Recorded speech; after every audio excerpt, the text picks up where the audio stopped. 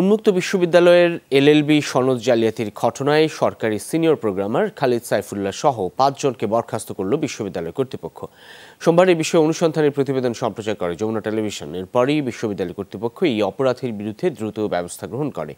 মাত্র ৭০,০০০ টাকার বিনিময়ে উন্মুক্ত বিশ্ববিদ্যালয়ের একটি চক্র দীর্ঘদিন যাবৎ এই অপরাধ করে আসছিল। ভুয়া সনদ হাতে পেতে মাত্র একদিন সময় লাগত। দালালদের যোগসাজশে এই কর্মকাণ্ড সম্পন্ন হতো বিশ্ববিদ্যালয়েরই কম্পিউটার সেকশন থেকে।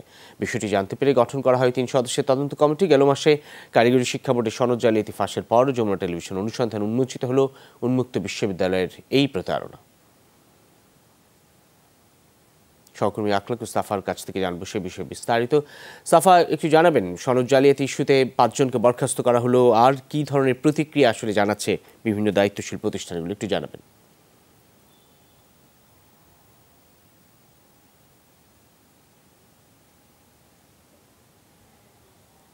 আর নতুন করে কোনো প্রতিক্রিয়া পাচ্ছি না রবিন। তবে তারা যে ৪৮ ঘন্টার যে তদন্ত কমিটি, সেই তদন্ত কমিটির তদন্তের সময় কিন্তু শেষ হচ্ছে আজ বিকেল ৫টায়। এরই মধ্যে আমরা সকালে যেটা নিশ্চিত হয়েছি সেটি হচ্ছে যে খালিদ সাইফুল্লাহ, যিনি আপনি দেখবেন যে আমাদের ওই রিপোর্টেও তাকে আমরা দেখিয়েছি এবং সেখানেও তাকে জিজ্ঞেস করা হয়েছিল যে কেন তার বিভাগে যেখানে আইডি পাসওয়ার্ড থাকে তার কাছে, হ্যাঁ, এবং সেই আইডি পাসওয়ার্ড অন্য কেউ ব্যবহার করে অথবা সে নিজে ব্যবহার করে এই কাজটি করেছে কিনা, এই বিষয়গুলো কিন্তু খতিয়ে দেখার জন্য যেহেতু তদন্ত চলছে, প্রাথমিকভাবে সন্দেহভাজন হিসেবে এই ৫ জনকে কিন্তু বহিষ্কার করেছে বিশ্ববিদ্যালয় কর্তৃপক্ষ। যে বিষয়টি উঠে আসছে সেটি হচ্ছে যে একটা প্রশ্ন আসতেই পারে, সেটি হচ্ছে যে এই যে সার্ভারে যে সনদগুলো আপলোড করা হয়, সেই সনদগুলো আপলোড করার জন্য বিভিন্ন জায়গা থেকে আমি তো যেটি দেখেছি যে দালালরা এই কাজগুলো করে, কিন্তু এখানে যে সনদের যে ডাটাগুলো, সেই ডাটাগুলোকে যখন সার্ভারে আপলোড করা হয়, এই আপলোডের কাজটি করা হতো কম্পিউটার বিভাগ থেকে, এবং সেই কম্পিউটার বিভাগের দায়িত্বে ছিলেন খালিদ সাইফুল্লাহ। তাকে আমিও জিজ্ঞেস করেছিলাম যে তার এই আইডি এবং পাসওয়ার্ড, যে ইউনিক আইডি পাসওয়ার্ড, সেটি আর কয়জনের কাছে আছে। তখন তিনি বলেছিলেন ৫ জনের কাছে আছে। তারপর উপাচার্য যখন তাকে জিজ্ঞেস করেছেন কয়জনের কাছে আছে, তখন তিনি বলেছেন ৩ জনের কাছে আছে। একই সঙ্গে যখন প্রভিসি থেকে নিচতলা থেকে উপরের তলায় আমরা যাচ্ছিলাম, এক ফ্লোর যেতে না যেতে তিনিও আমাদের সঙ্গে ছিলেন।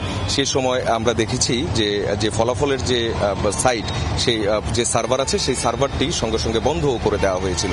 সবকিছু মিলিয়ে তখনই কিন্তু এই বিষয়টি আলোচনায় আসে, সেটি হচ্ছে সর্ষের মধ্যেই তাহলে ভূত থাকবে, এবং সেই সর্ষের মধ্যে ভূত কারা ছিল তাদেরকেই খুঁজে বের করার চেষ্টা। বিকেল ৫টার পর হয়তোবা আমরা আরো চূড়ান্তভাবে বলতে পারবো। তবে এখন যেটি করা হচ্ছে সেটি হচ্ছে তদন্তের স্বার্থে এই ৫ জনকে বহিষ্কার করা হয়েছে, এবং যে সার্ভার রুম যেটি আছে, সেই সার্ভার রুমটি এখনো সিলগালা করে রাখা হয়েছে, এবং বিশ্ববিদ্যালয় কর্তৃপক্ষ তারা যেটি বলছে যে তারা এই সনদের কাজগুলো কারা করেছে এগুলো খুঁজে বের করার তারা চেষ্টা করছে। তাদের যে আইটি সেকশন আছে, সেই আইটি সেকশনের যারা দায়িত্বরতরা যারা আছেন তারা এটি খুঁজে বের করার চেষ্টা করছেন, এমনটাই এখন পর্যন্ত আমাদেরকে জানানো হয়েছে।